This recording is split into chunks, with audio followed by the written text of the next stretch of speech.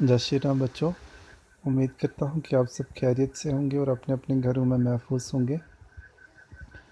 इससे पहले हमने ये लेसन पढ़ा था मिट्टी का दिया, जो कि एक नज़म है और इसको लिखने वाले जो शायर हैं उनका नाम है अल्ताफ़ हुसैन हाली।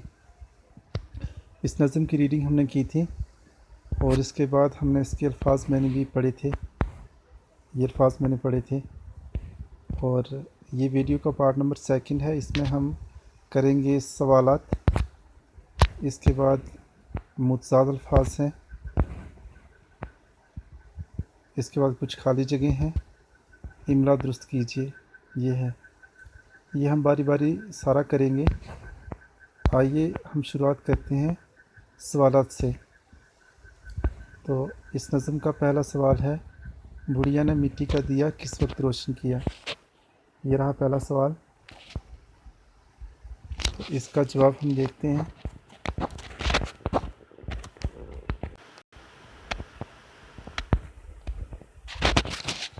ये रहा पहले सवाल का जवाब, बुढ़िया ने मिट्टी का दिया सूरज डूबने के वक्त रोशन किया। ये पहले सवाल का जवाब है, बुढ़िया ने मिट्टी का दिया सूरज डूबने के वक्त रोशन किया। ये जो सवाल हैं ये आप बुक से देखोगे और इनके जो जवाब हैं वो मैंने यहाँ पर लिखे हुए हैं। आइए अब हम दूसरे सवाल की ओर चलते हैं।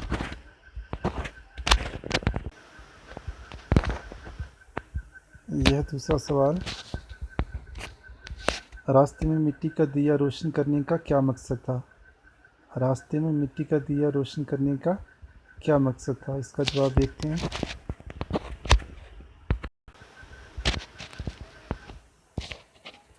ये रहा इसका जवाब, रास्ते में मिट्टी का दिया रोशन करने का मकसद ये था कि सभी मुसाफिर रास्ते से आसानी से गुजर जाएं और किसी को भी ठोकर ना लगे। अब सवाल नंबर 3 जो है उसकी ओर चलते हैं।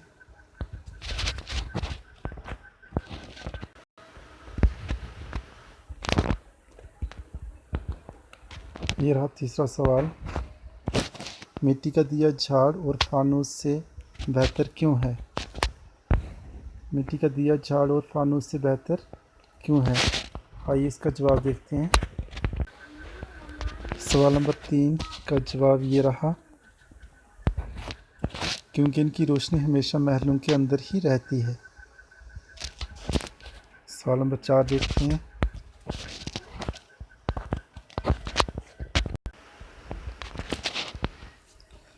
ये रहा सवाल नंबर 4, महलों के बाहर अंधेरा होने से शायर की क्या मुराद है। महलों के बाहर अंधेरा होने से शायर की क्या मुराद है। तो इसका जवाब है, महलों के बाहर अंधेरा होने से शायर की मुराद ये है कि लोग सिर्फ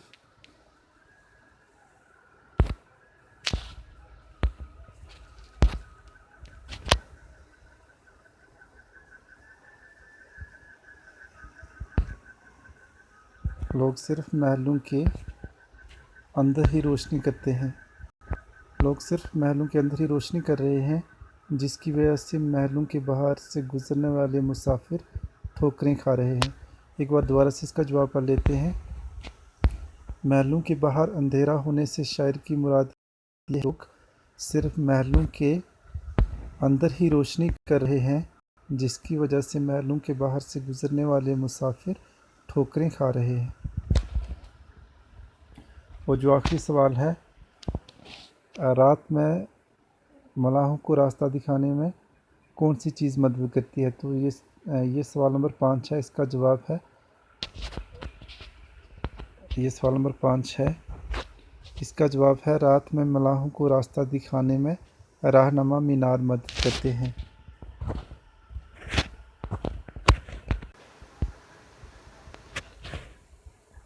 इसके बाद है आखिरी सवाल, सवाल नंबर 6, दूसरों की भलाई के लिए हम क्या काम कर सकते हैं। दूसरों की भलाई के लिए हम क्या क्या काम कर सकते हैं। इस सवाल का जो जवाब है ये मैं नहीं लिखूँगा यहाँ पे, ये आप खुद लिखोगे और ये आपके लिए होमवर्क भी होगा।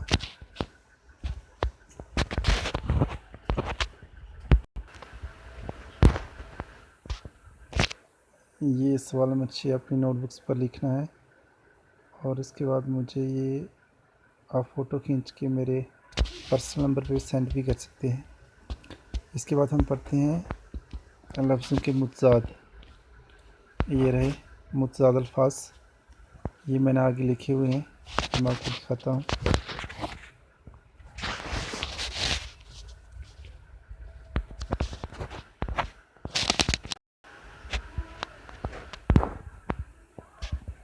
یہ رہے لفظوں کے متضاد۔ سب سے پہلا ہے آسان۔ یہ رہے متضاد۔ سب سے پہلا ہے آسان، آسان کا مشکل۔ دوسرا ہے بہتر، اس کا ہوتا ہے بدتر، بہتر بدتر۔ تیسرا ہے روشنی، اس کا ہوتا ہے تاریکی، تاریکی یعنی اندھیرا۔ چوتھا ہے محل، محل کا ہوتا ہے جھونپڑی۔ اس کے بعد ہے اندھیرا، اندھیرا، اندھیرا کا ہوتا ہے اجالا۔ ایک بار پھر سے اس کو پڑھ لیتے ہیں۔ آسان کا مشکل، بہتر کا بدتر، روشنی کا تاریکی، محل کا جھونپڑی، اندھیرا کا اجالا۔ اس کے بعد خالی جگہ ہیں۔ سب سے پہلی خالی جگہ ہے، اس میں آئے گا گھر۔ دوسری خالی جگہ میں آئے گا پردیسی۔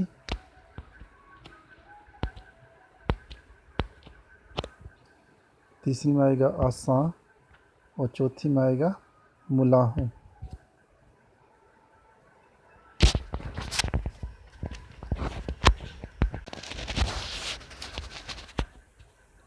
یہ تھی خالی جگہ جو ہم نے ابھی کی۔ جھٹپٹے کے وقت گھر سے ایک مٹی کا دیا، تاکہ راہگیر اور پردیسی کہیں ٹھوکر نہ کھائیں۔ راہ سے آسان گزر جائے ہر ایک چھوٹا بڑا، روشنی سے جن کی ملاحوں کے بیڑے پار ہیں۔ یہ خالی جگہ تھی۔ اس کے بعد ہے املا درست کیجیے۔ املا درست کیجیے، اس کو کیا کرنا ہے، یہ جو یہاں پر الفاظ دیے ہوئے ہیں، یہ جو جتنے بھی الفاظ یہاں پہ ہیں، اس میں کوئی نہ کوئی حرف ایسا لکھا ہے جس کو لکھنے سے ان لفظوں کے معنی جو ہیں وہ بدل گئے ہیں۔ تو یہ جو لفظ یہاں پر لکھے ہیں یہ غلط لکھے ہیں، اور ان کو آپ نے صحیح کر کے لکھنا ہے۔ جیسے یہاں پر لکھا ہے آسان، یہاں پہ لکھا ہے آسان، تو اس میں جو س ہے وہ سوات والا ہوگا، جو اس میں س ہے وہ سین والا ہوگا، لیکن انہیں سوات والا لکھا ہے، تو اس طرح سے یہ آسان غلط ہے۔ اس کو ہم نے صحیح کر کے جب لکھنا ہوگا، اس کو ہم ایسے لکھیں گے،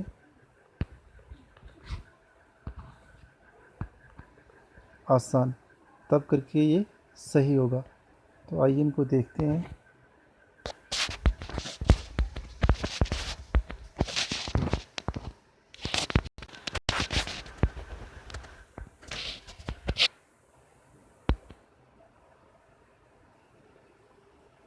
یہ رہا املا درست کیجیے،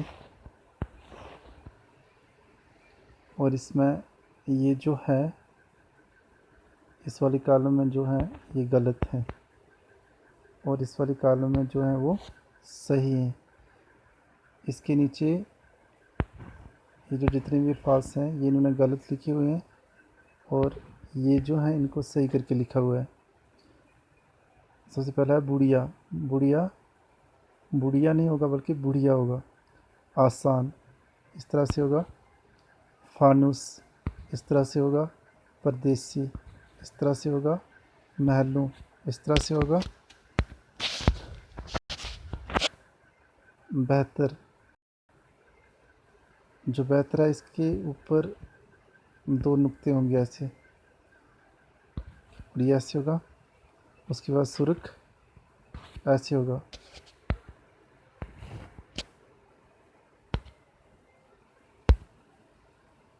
ایسے ہوگا سرخ۔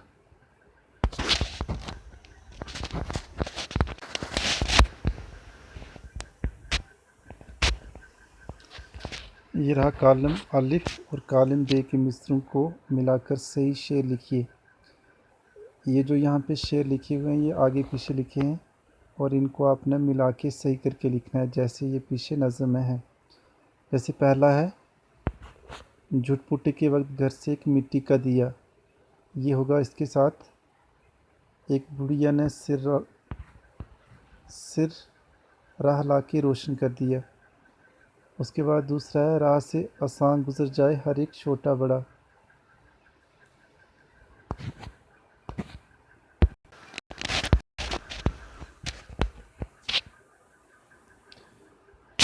سب سے پہلے یہ ہے جھٹ پٹے کے وقت گھر سے ایک مٹی کا دیا، ایک بڑھیا نے سر راہ لا کے روشن کر دیا، یعنی یہ اس کے ساتھ ہوگا۔ اس کے بعد دوسرا ہے راہ سے آسان گزر جائے ہر ایک چھوٹا بڑا، تاکہ راہگیر اور پردیسی کہیں ٹھوکر نہ کھائیں، یہ اس کے ساتھ ملے گا۔ روشنی محلوں کے اندر ہی رہی جن کی صدا، یہ اس کے ساتھ ملے گا۔ یہ دیا بہتر ہے ان جھاڑوں سے اور فانوس سے۔ یہ جو شعر ہیں یہ آگے پیچھے لکھے ان کے مصرے، ان کو آپ نے صحیح کر کے لکھنا ہے جیسے پیچھے نظم میں ہے اور آپس میں ان کو ملانا ہے اس طرح سے۔ سب سے پہلے یہ ہوگا جھٹ پٹے کے وقت گھر سے ایک مٹی کا دیا، ایک بڑھیا نے سر راہ لا کے روشن کر دیا۔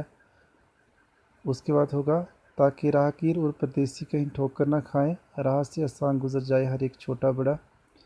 اور آخر میں ہوگا یہ دیا بہتر ہے ان جھاڑوں سے اور فانوس سے، روشنی محلوں کے اندر ہی رہی جن کی صدا۔ اور آخر میں ہے غور کرنے کی بات، اس کو ہم تھوڑا سا پڑھ لیتے ہیں۔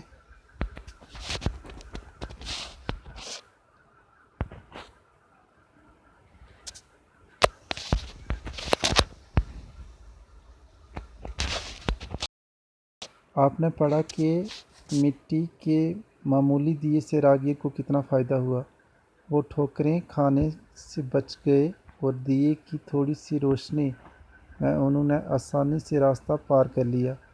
آپ سمجھ گئے ہوں گے کہ لوگوں کی مدد کرنے اور دوسروں کو فائدہ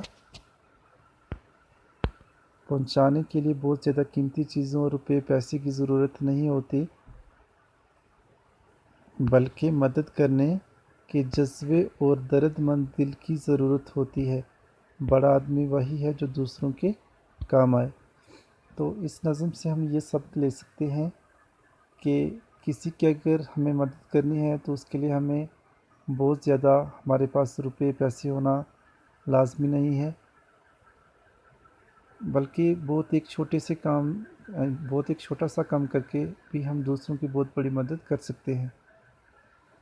تو لہٰذا ہمیں دوسروں کی مدد کرنی چاہیے یہاں تک ہم سے ہو پائے۔